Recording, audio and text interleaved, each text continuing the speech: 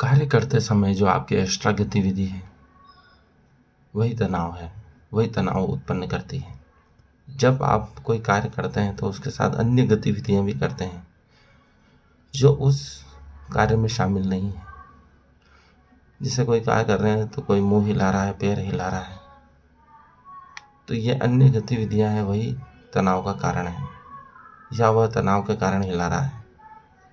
यदि हम अपनी सिर्फ मुख्य गतिविधि ही करें, जो हमें कार्य दिया है वही करें, पूरा ध्यान उसी पर हो, तो उससे तनाव उत्पन्न नहीं होता है, बल्कि उससे एक शांति उत्पन्न होती है।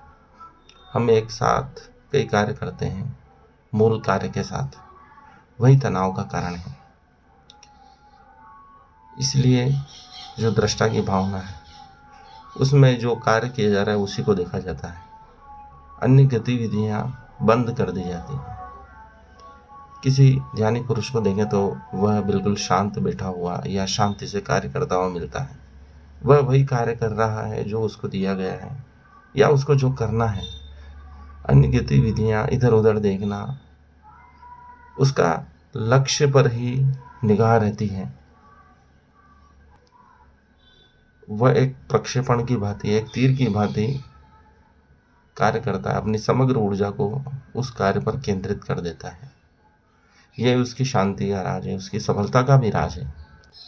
यदि हमें सफल होना है तो हम अन्य गतिविधियों को रोक देना होगा। बाहर के आकर्षण की तरफ हमारा ध्यान नहीं जाना चाहिए। जैसे द्रोण ने अर्जुन से पूछा था कि तुम्हें क्या दिख रहा है, तो उसे सिर्फ पक्षी की आंख नजर आ रही थी, जबकि दुर्योधन और अन्य शिष्यों को प्रकृति, गुरु जी के चरण, अन्य चीजें भी नजर आ रही थी। तो वह सफल नहीं हुए। द्रोण की दृष्टि में सिर्फ अर्जुन ही सफल हुआ, क्योंकि वह वही देख रहा था जो उसको कार्य दिया गया था, उसको संधान का कार्य दिया गया था, तो उसे सिर्फ आंख ही नजर आनी चाहिए, दूसरी अन्य चीजें नजर नहीं आनी चाहिए। यही उसकी शांति का रहस्य था, उसकी सफलता का भी यही अमोघ रहस्य है।